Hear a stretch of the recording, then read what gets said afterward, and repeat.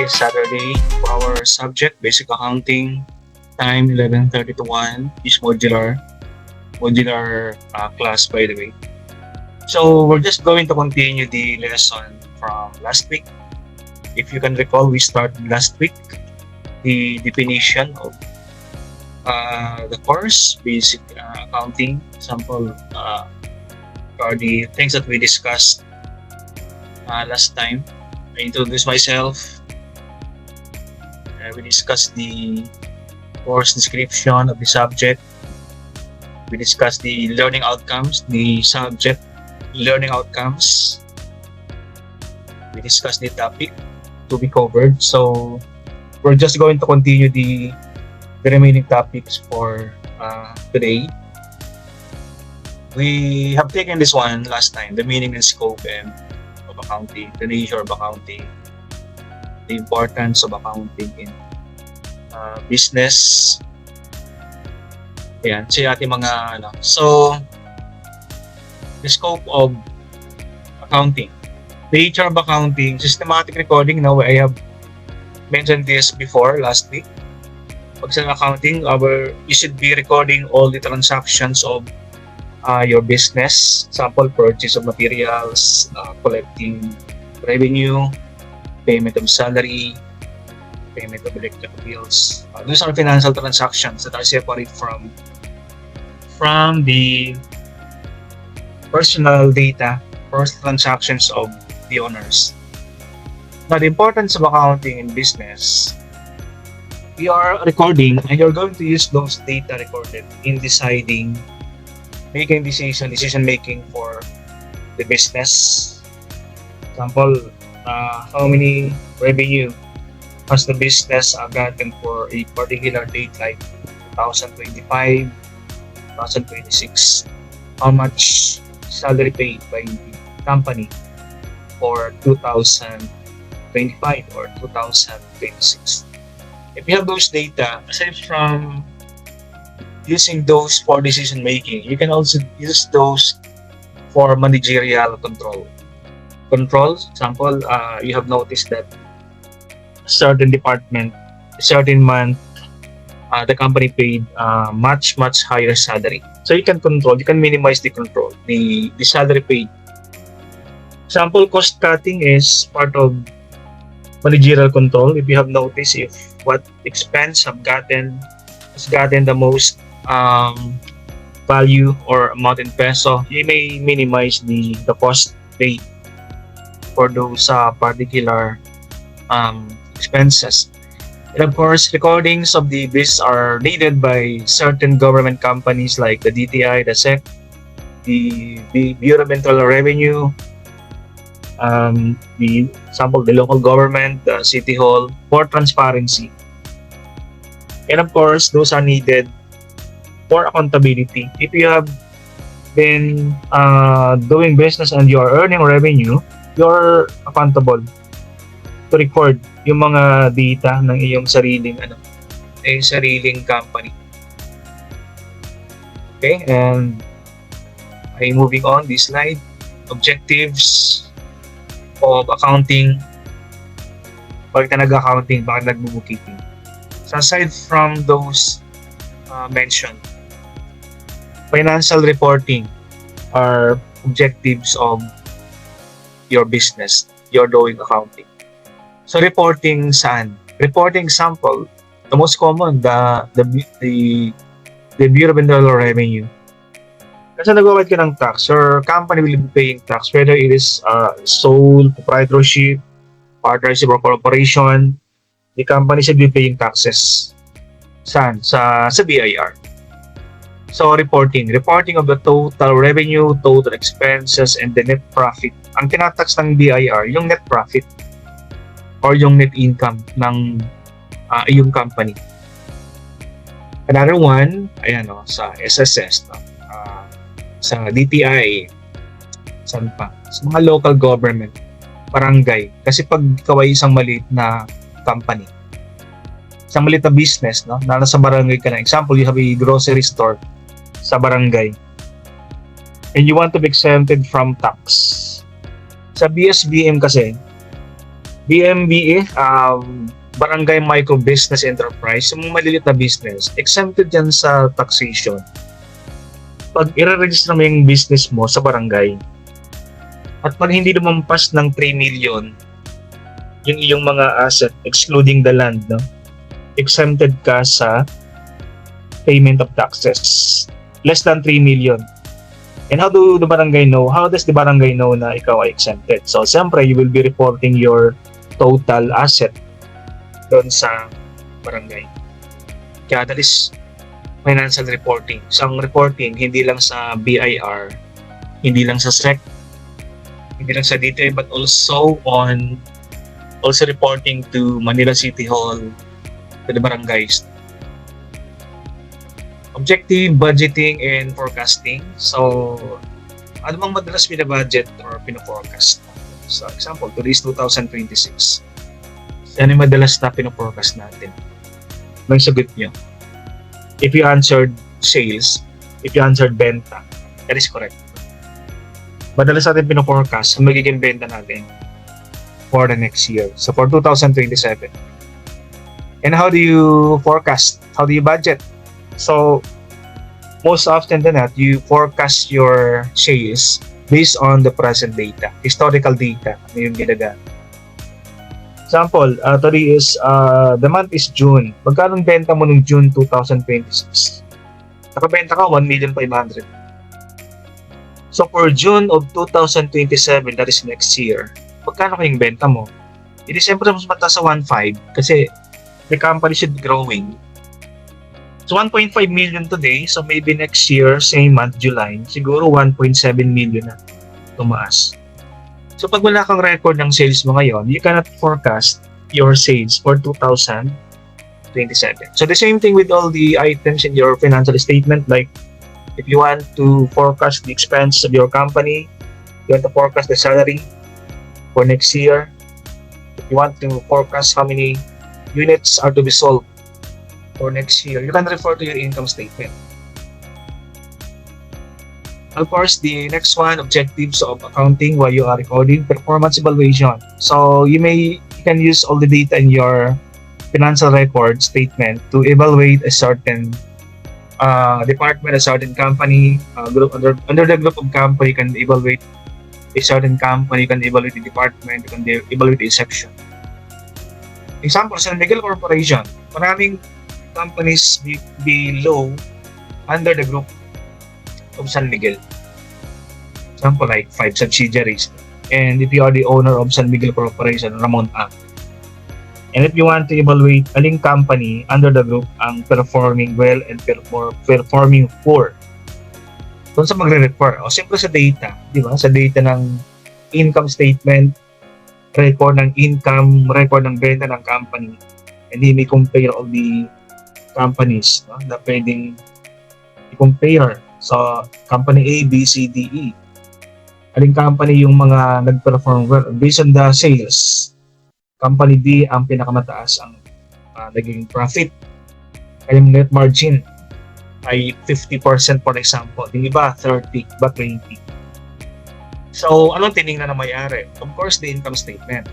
So, he can use the income statement to evaluate the performance, efficiency, business operations. Okay? Saan company pinakamagastos? Naka-record yan. So, if you don't have accounting, you don't have record kasi accounting is recording. Recording transactions of the business of your company. Okay, so I'm moving on. Scope of accounting, maraming klase ng accounting. May financial accounting, may tax, may managerial accounting. So meron silang kanya-kanyang mga gamit. No? Example, pag sinabi natin financial accounting, ito yung pagre-record ng mga transactions ng business. So, bookkeeping is under financial accounting. Paggawa ng balance sheet, paggawa ng income statement, paggawa ng cash flow, that is under financial accounting. What is managerial accounting? So, ang gumagamit nito, yung mga higher-ups or the owner, the managers of the company, of the organization. Managerial accounting. Ang managerial accounting, it is not involved anymore in recording. Ang recording nasa financial accounting yon, no? Ang managerial, ang kanyang ginagamit, yung finished product na ginawa sa financial accounting, yung mga report. Sa managerial, pagbasa, pag-analyze ng mga data na nakalagay doon sa financial record ng isang organization. So, madalas yung gumagawa niyan yung mga manager kasi if you are the manager, you want to decide about the company. So, ang titinan mo yung ginawang record but you are not involved in recording anymore. Kasi financial accounting yun. Examples of managerial accounting. Example, if you want to eliminate or discard a particular branch, a particular department ng inyong organization. So you may refer to the income statement. Looking at the net income ng isang department, isang branch, the manager can decide if it's going to eliminate or retain yung department na yan. Or if manager wants to purchase a company or to rent out an equipment. So dun sa titingin sa managerial accounting. It's either purchase or rent. Yung mga mga decision, mag-expand ba yung company? Yan. So dito yan that is part of managerial accounting. Another one, meron tayong tax accounting na ginawa. Ito naman involved in tax. May mga accountant ang trabaho ay gumawa ng tax return, tax report ng mga companies. Example, pag-corporation or securities or pag-corporation and partners ng negosyo mo. Ang tax mo binabayaran flat or fixed 25% ng iyong net income. So, gumagawa ng report yan, yung tax accountant. The accountant certifies if the net income of a company is correct. Kasi ang tax ng isang company nakabase sa net income. So, pag mali yung net income, of course, the tax to be paid is also wrong. Yung ginagawa ng iba, no? Para bumaba yung tax, yung net income binababaan na rin. So, dapat certified na tama yung net income ng isang company. That is being done by tax accountant. So, yung dalawa, meron silang kanya-kanyang stakeholders na gumagamit. For example, pag sinabi natin, sino gumagamit ng financial accounting? Yung public. Kasi pinapakita mo sila yung mga report. Suppliers din, no? Gumagamit siya ng report. The customers, sila gumagamit ng financial report. Samantalang yung managerial accounting o gumagamit ng mga data niya ay yung manager ng company, the owners of the company, the higher ups, the higher authority of the company. Sila ang gumagamit. Now, sino ang mga users ng accounting info? Meron tayong different users, the internal, the external users of the company. Example, the internal users are the owners, the empleyado. While the external users are the suppliers, the customers, the business group, the government, regulators. No? Yun mga nasa loob. So, anong gamit ng mga info sa'yo? Example, if you are an employee, you are internal. So, anong gamit ng mga accounting data sa'yo? So, you can use the data to ask increase in salary. Ayan. You may use the data to you're going to stay on the company. Kasi example, you're concerned about itong company mo bang ito ay maging profitable ba to or ito ba ay pabagsak. So, saan ka titingin? You will look at the financial report of your company. Diba? Example, nakita mo na ang iyong company for the last 5 years ay profitable. So are you going to stay doon sa company? So of course you're going to stay dun sa company. Okay? So, yan ang ating yung ating mga pinag-usapan, di ba? Pinag-usapan natin last time. We are just reviewing yung ating topic. Sa per the scope of accounting, tuloy natin yung ating discussion. We are now here in challenges in accounting. Ayan. Yung mga barriers sa accounting. Although technology helps the accountant, AI helps the accountant kasi you may ask the AI in assisting you as an accountant. Example, you want to decide if to purchase or not a certain branch of the rival company, that is managerial accounting. So instead of computing, you may just ask the AI. Basta you have uploaded the data to be used by the AI. So the challenge in accounting then, so technology then can be a challenge or a barrier. Rapid technological advancement require continuous adaptation within accounting practices.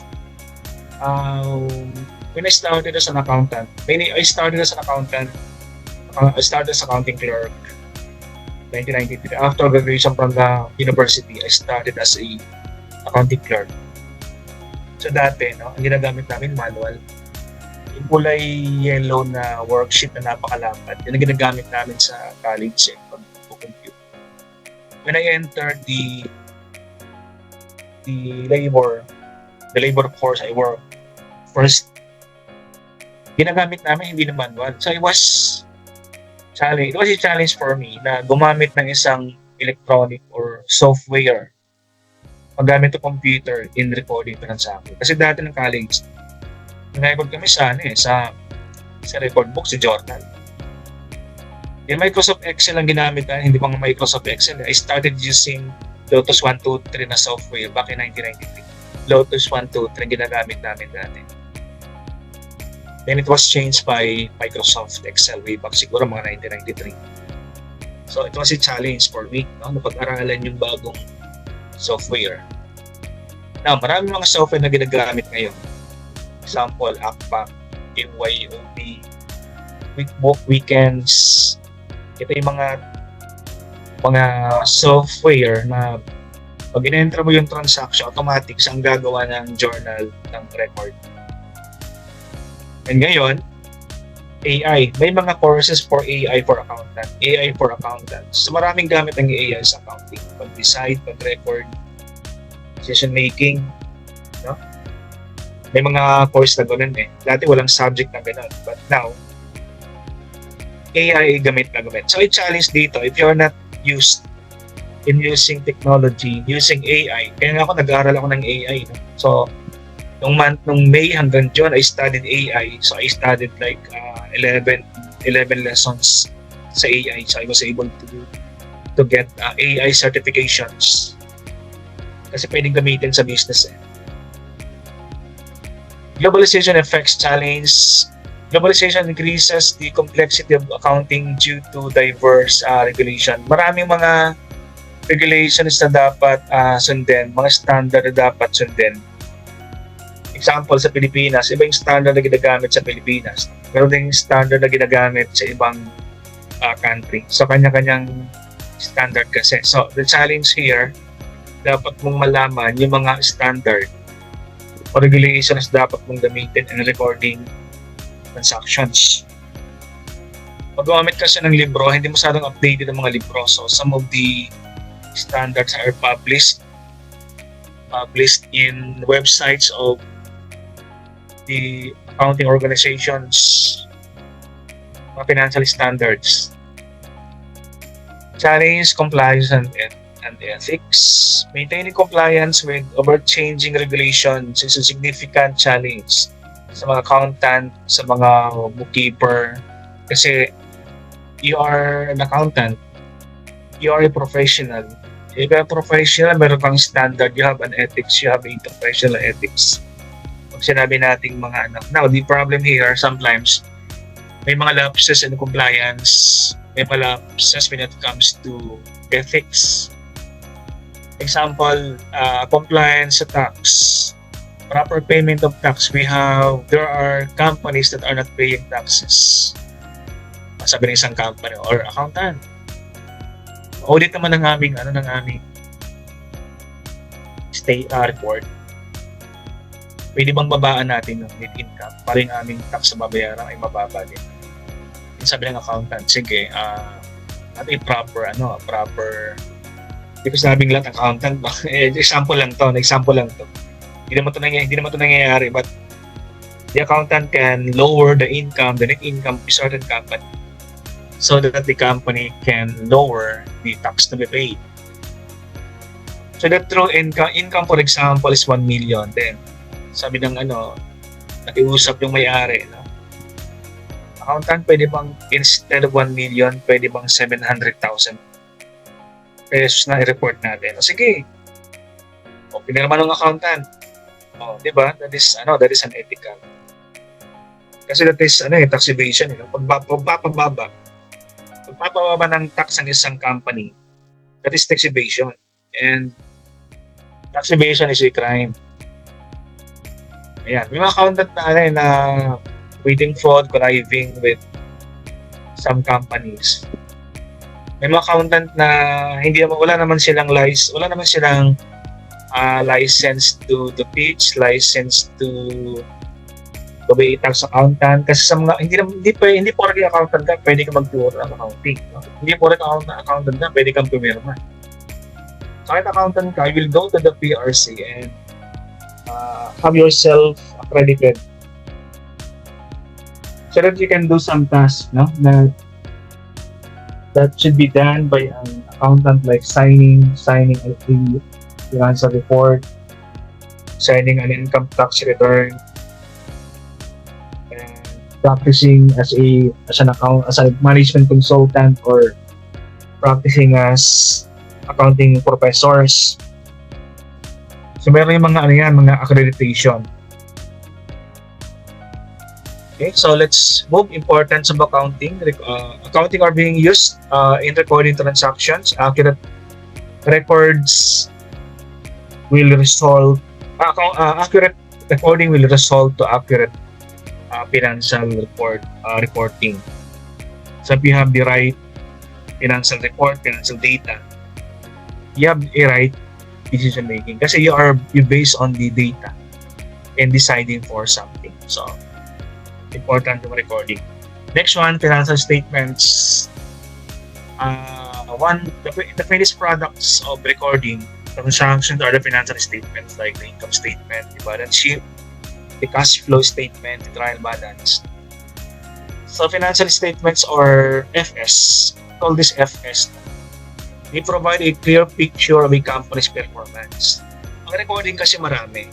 You can have like hundreds of records in 1 month. Then those should be summarized.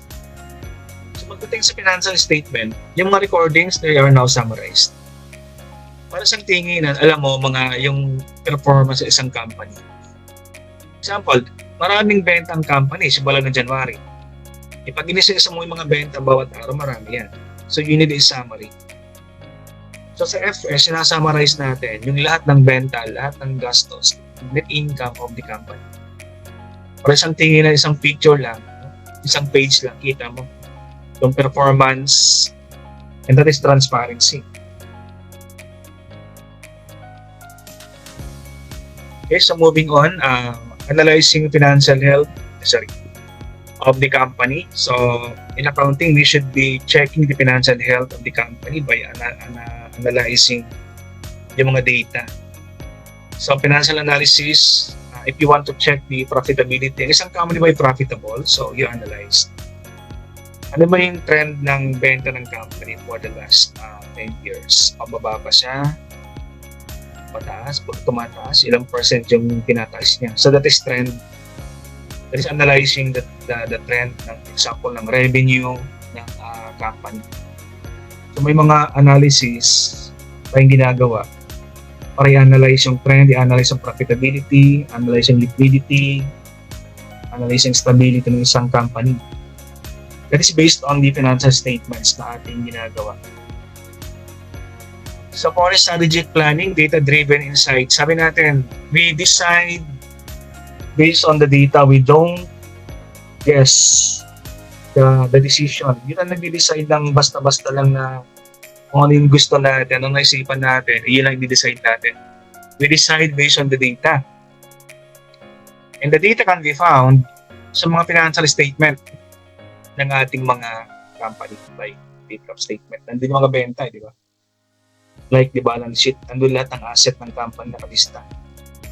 Mga liabilities, yung capital, nandun yan sa balance sheet ng company. And looking at those data, the company can strategize. No? Example, nakita mo sa iyong report, income statement, nakita mo, yung company natin ay ang trend ng kanyang benta ay pataas for the last 10 years, tumataas sa 10%.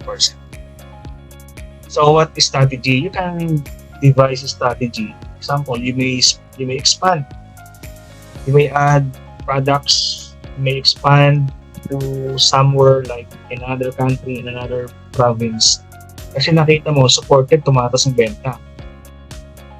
Pag nakita mo pababang benta, you're holding back on expansion kasi baka hindi ma-finance, no? Yung ating gagawing expansion.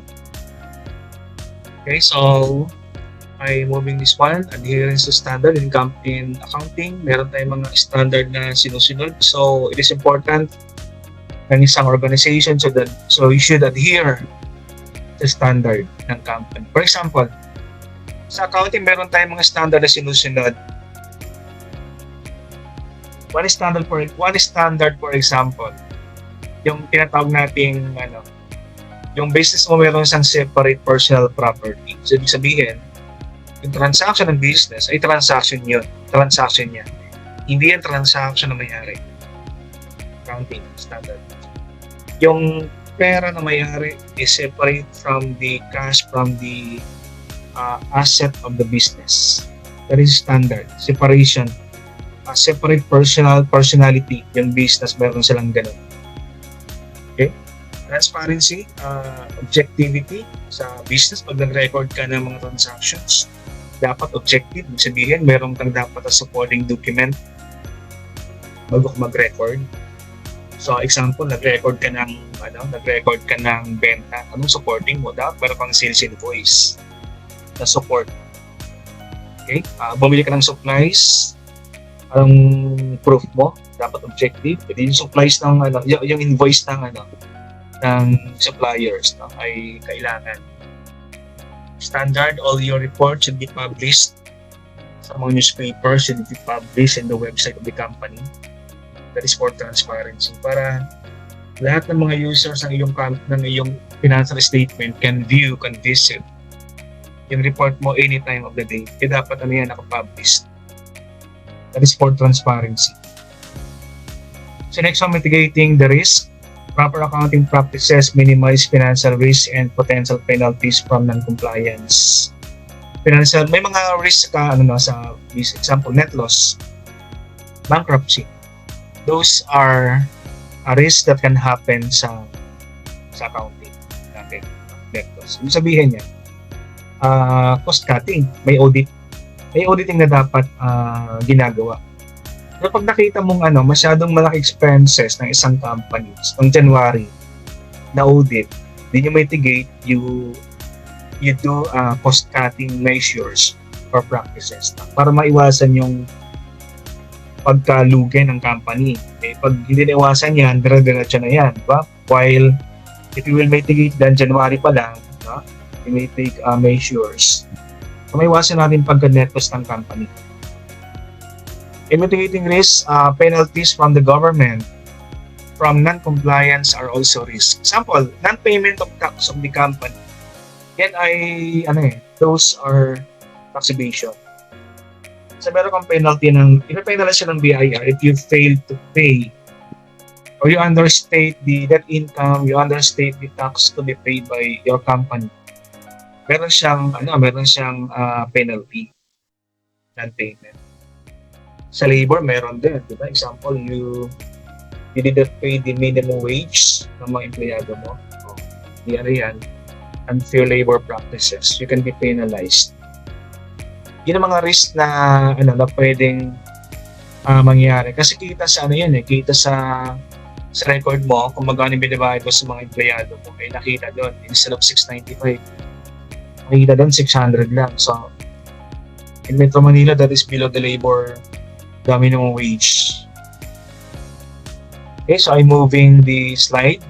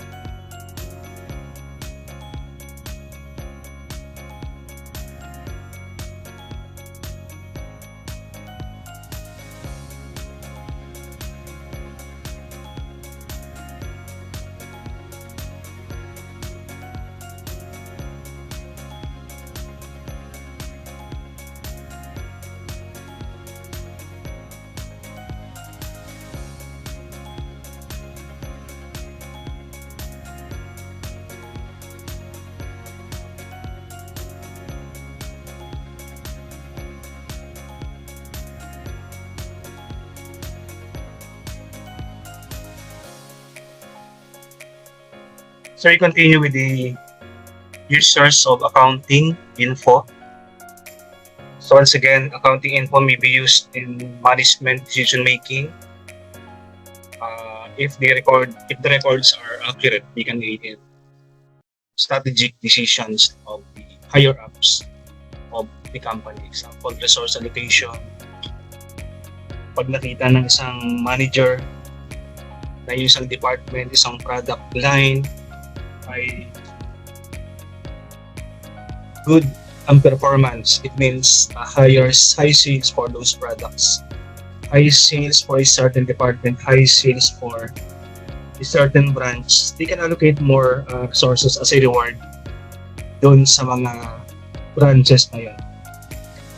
And if the company can see that based sa kanyang balance sheet, marami siyang cash, liquid yung company, it means the company can allocate many resources. Wala masyadong difficulty in allocation ng resources pag abundant. So when are those times that it is difficult if the resources are scarce or may scarcity? That is a time that it is difficult to allocate. So how do you know that you have scarce resources? You will report to the record of the company. Employee performance evaluation accounting data provides insight into employee contributions and facilitates equitable performance review. May mga part ng record, yung mga reports, no? Mga notes, the financial statements. You may have a breakdown of the sales, for example. No? Nakita mo yung sales ng company is 10 million for the month of June. And if you want to know who contributed, or the salespersons contributed to the 10 million, so you may have a breakdown and a schedule as note to the report. Yung breakdown ng finance ng sales ng company as per salesperson. Then you will notice, you will view yung ranking, no? Kung sinong the top grosser for the month of June. So you may reward them like bigger commissions. If you don't have record like those na schedule or notes, you may not be able to evaluate yung performance ng mga employee, example of the salesperson of the company. So I'm moving my slide to this one. Then external users naman tayo. Ito yung mga nasa labas ng company, like investors. Investors are the person putting in their capital or cash sa business. Naturally, if you are the investor and you have seen na yung performance ng company for the last 12 months ay pataas yung trend ng benta. Mabenta, profitable yung company. So, you want your capital to be invested to earn profit. O di ilagay mo dun sa business profitable, so it is growing. In contrast, if you have monitored that the sales for the last 12 months or the behavior of the sales are going down, bababa, you will be hesitant in investing. How about the creditors file? Why creditors are users of financial data? Creditors analyze the financial reports to evaluate creditworthiness and repayment capacity. Sa report ng balance sheet, sa balance sheet mo makikita yung total liability or utang ng isang company or isang negosyo. So pag nakita mo sa balance sheet na ang utang ng company ay 20 million, tapos ang cash ng company 5 million lang. Ulitin ko, utang 20 million, ang cash ng company 5 million. So how do you conclude? 20 million, daming utang, daming unpaid liability ng company. Although it is okay for a business to have liability, hindi naman iwasan kahit big corporation, they have liability. Kaya lang, another question yung repayment ng liability. Nababayaran pa. Nakita mo, no, 2024, ang utang 20 million. 2025, ang utang 21 million. 2026, ang utang 30 pataas. Ibig sabihin, hindi na babawasan yung utang. So siguro hindi credit worthy pa utangin yung company. Hindi sila good payer. Pag creditor ka, you will have second thought of lending supplies doon sa company. And another one, regulatory agencies are body of the government that will monitor the report, financial statement or FSB company para naman malaman yung kanilang performance. Some examples, as I said, you have the BIR, the DTI, the SEC, the local government. And branches of accounting. So we have mentioned this kanina. We just want to reiterate yung branches. Financial accounting, ang purpose is to report to stockholders ang financial decision making ng company. Yung total cash, for example, total liability, total expense, total revenue. At meron sinusunod na principle or standard ang mga gumagawa ng financial accounting. That is the GAAP, the General Accepted Accounting Principles. Maraming principles na sinusunod. For example, the objectivity, kanina, no? Sabihin, objectivity is part of GAAP. Sabihin, when you record a transaction, dapat objective. That should be supported. May resibo, may invoice, may statement of account. Example, you want to show the total salary expense paid to the employees, may record ka. The pay slip of the company, or the how much tax were paid by the company for last year. So mayroong ITR, may income tax return. May mga document na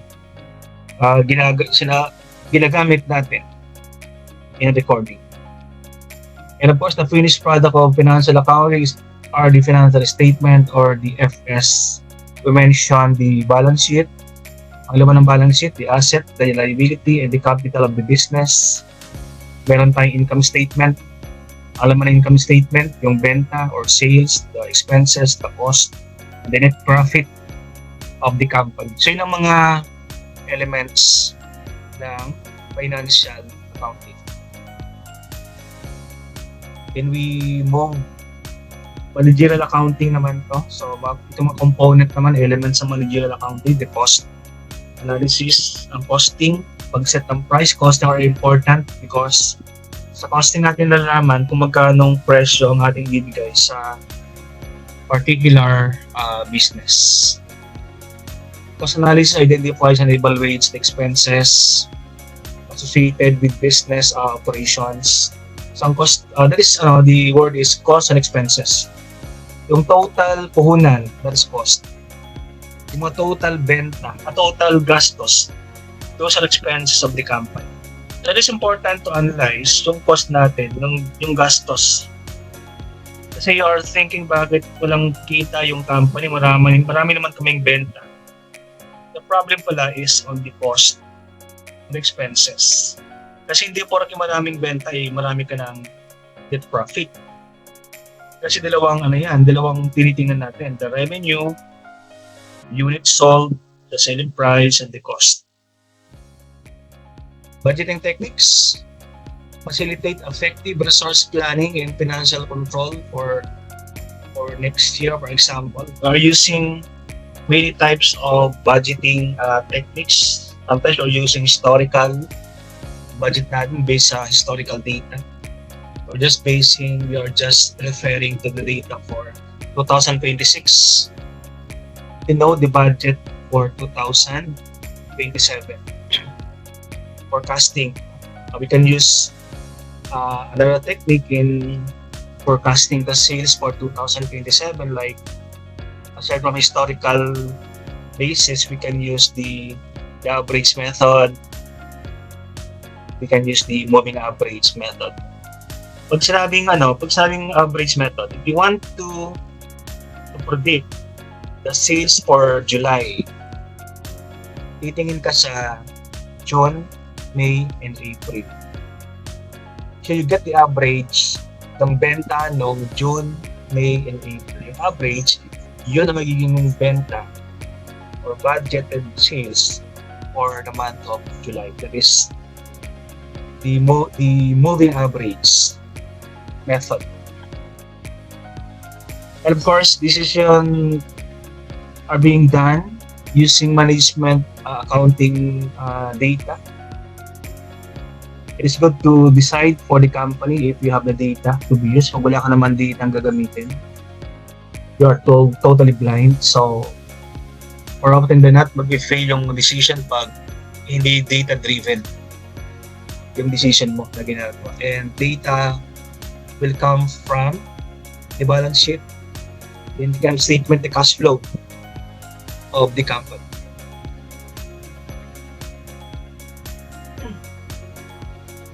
Sa accounting naman, mga elements dito, compliance at reporting ng tax ng net income ng company. Proper reporting of tax. Yung bang you don't correct yung tax. You don't understate yung tax. You don't understate the revenue of the company. Kasi binababa yung benta para bumaba yung tax. Maraming ways how to reduce or evade taxes, pero those are not ethical. Example, you can lower your tax pag bababa mo yung benta, babawasan mo. You can lower your tax pag tataasan mo yung mga gastos ng company.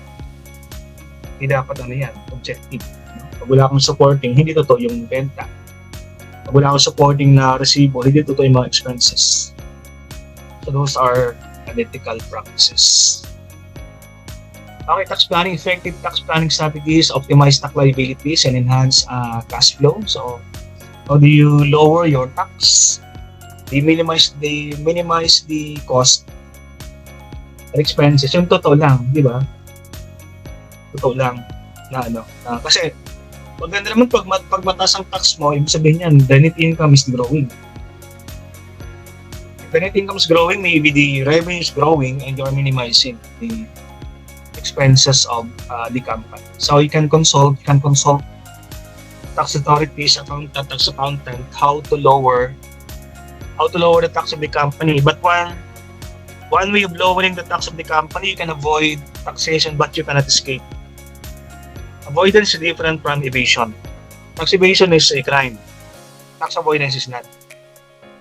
Pag tax avoidance, you can avoid taxes. No? Example, you can register to the barangay para ma-exempted ka sa tax. Pag hindi ka kasi registered, hindi ka ma-exempt sa tax. That is tax avoidance. Marami tayong klase ng taxes. May taxes na pang personal or individual, may taxes na pang business, may taxes na pang transaction. Sample ng mga tax sa mga individual, yung income tax mo, those are for individual. May sahod ka, then you are being taxed. Yung net income ng business, those are corporate taxation, 25%. Pag nagbenta ka, nag-income ka, meron kang tax. Pag nagbenta ka ng property, meron kang tax na babayaran.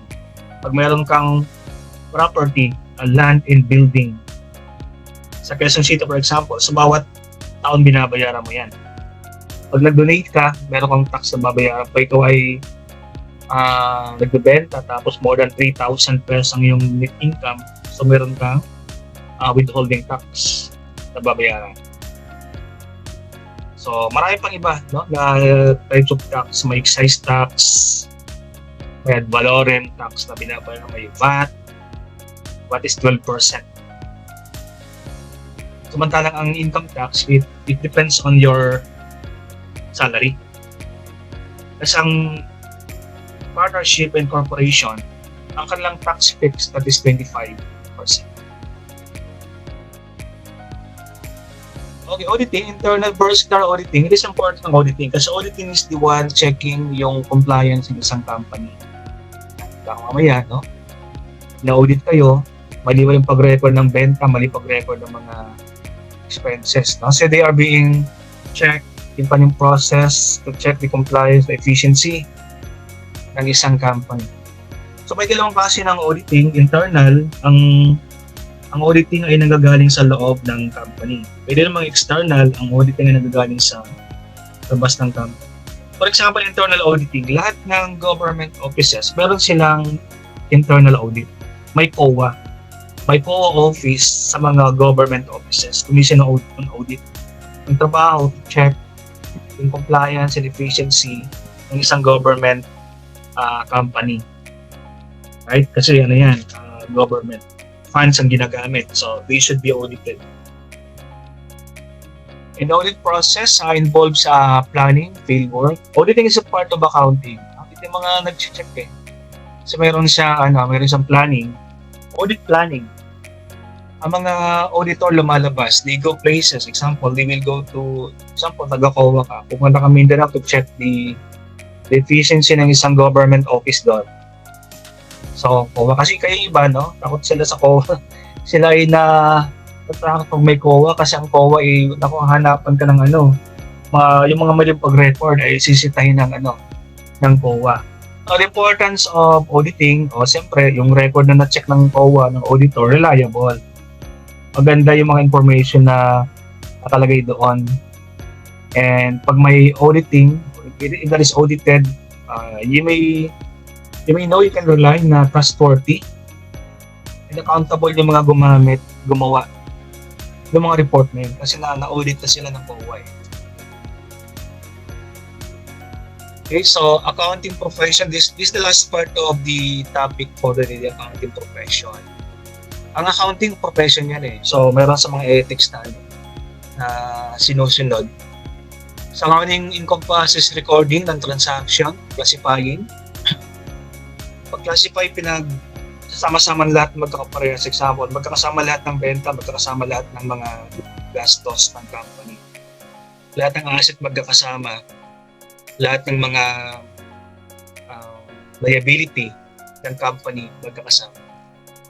So, accounting pwede sa public, no? Ginagawa public accounting, private companies use accounting, and of course the government. Then, all responsible, the accountants. The accountants are there to ensure compliance ng record ng isang, hindi basta-basta na-record yan eh. Siyempre, dapat yung taga-record, bookkeeper. Yung taga-check, accountant. Yung taga-pirma, accountant. So, accountant ensure financial compliance, they prepare financial statement, and they analyze the financial report of the company. And we have mentioned this one, the importance of accounting business for transparency, for decision making, for accountability, for trust, and stakeholders. Yan, no? Kasi pag walang accounting, bara-bara pagre-record, kapag hindi na-check ng accountant, hindi na-audit, you don't have to rely, you cannot rely on the accounting report, the accounting record. So that is why important yung accounting sa mga business. That is separate function. Separate yung accounting, separate yung marketing, separate yung production, separate yung finance, separate yung HR. Sa ethical principles, in accounting, integrity and objectivity. Professionals should have the integrity. Kapag nakitang accountant ka, it means na yung ginawa mo report ay talagang makatotohanan, absence of fraud. Walang cheating na nangyayari. The accountant should be objective ang pagre-report ng accountant. Pag sinabing objective, pag nag-record ang isang accountant, isang bookkeeper ng mga transactions, dapat walang hadong opinion. That should be based on facts, based on data, based on records. Sales invoice, mga resibo, statement of accounts, na ginagamit ng bank statement. Example, nagtanong yung BIR, magkano pera ng company. Yung accountant, hindi siya manghuhula ng figure. Papakita niya yung passbook, bank statement ng BPI, for example. Doon nakalagay magkano yung cash ng company. So, hindi siya hinulangan. Meron siyang record. Accountants are competent. Mahirap. Sa mga hirap na board exam, yung mga certified public accountant. And after passing the board exam, they are still training. Continuous education sila every year if they want to renew their license. Tuloy-tuloy, attending seminars, attending financial accounting standard, bookkeeping. So, tuloy-tuloy siya. And you should be confident. Confidential, trustworthy dapat. You should have the confidence on accountant. Kapag sinabing accountant, understood. Alam nila ginagawa nila. Understood na they have the honesty. Common challenges, ethical dilemmas sa accounting, unethical behavior, loss of reputation. Accountant na nandaya ito. Pirma ng pirma, hindi chinecheck yung mga data. Tapos na-check ng COA, na-check ng ibang accountant, mali yung report, tapos pinirma na yung isang accountant. So lose of reputation ang nangyari doon. So companies suffer from decreased customer trust pag ganun. You rely on the report of the company, tapos mali pala yung report kasi mali yung pinirma ng accountant, hindi pala totoo, dishonest. Nabayaran yung accountant. Common scenario, accountant face dilemma like financial misreporting. Mali yung record na pinirmahan on report ng isang accountant. Anong reason? Pressure from the client. Sabi ng kliyente, ng customers, sir, pwede bang ang aming benta 10 million? Pwede bang gawin natin 7 million na? Para yung aming tax ibabayaran. Aming tax ibabayaran, maliit lang. Sabi ng accountant, ayoko po, bawal po sa amin. Sabi ng may-ari, bayaran kitang 1 million. Ayan, nasilaw yung accountant. Pressure from the client. Okay, so what are the remedy? The constant reminders, training sa mga accountant of their ethical responsibilities, professional training once in a while, di ba? Dapat paalala lang sa yun eh. Sa mga professionals, yung mga professional ethics nila para hindi nila nagkakalimutan. That is one strategy for resolution, mga ethical dilemma. I think this one is the last slide. We are talking about the key regulatory bodies. Yung mga bodies na nagre-regulate ng accounting profession, accounting practices sa Pilipinas. Sample, the SEC, the Securities and Exchange Commission. So why they are important? Kasi sila yung mga nagre-regulate ng mga corporations, partnership sa Pilipinas. So that's why they are regulatory body.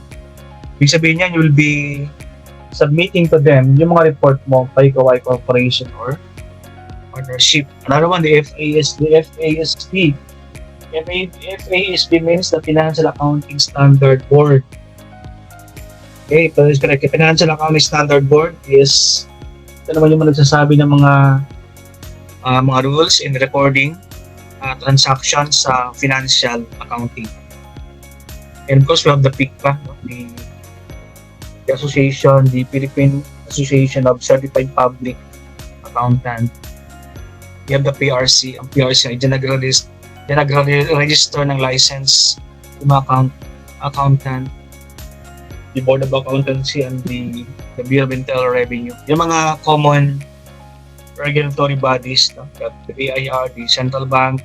Okay, yung bangko, Central Bank, no? Is the regulatory body. What is the role of these professional organizations? Meron din mga organization, mga accountant. Example, mga accountant sa Pilipinas, ang pinaka-umbrella organization is the PICPA. Yan yung Philippine Institute of Certified Public Accountant sa buong Pilipinas. So, ang purpose niya ang gamit, no? Pag-update, networking, fellowship sa mga CPA. Importance din na mayroong ethical compliance na ginagawa yung mga accounting profession. Example, hindi mo pwedeng gamitin yung hindi mo, kaya hindi tinatawag, walang tawag sa mga accountant eh. Samantala ibang profession may tawag sa kanila, attorney, engineer, architect, doctor. So accountant wala eh. Wala silang natawag sa kanila. Basta yung kanilang title CPA nakakabit sa dulo ng mga pangalan. So what is the purpose of ethical compliance? prevent fraud na committed ng mga ibang mga professionals, trustworthiness sa business. Ayan, so maraming listahan yung mga ethics na dapat i-comply ng mga accountant as professionals. That is the last slide for today. So I'm giving you the references that I used for the lessons. And once again, this is Dr. Cortez signing off. And subscribe sa aking channel and see you around, people. Thank you.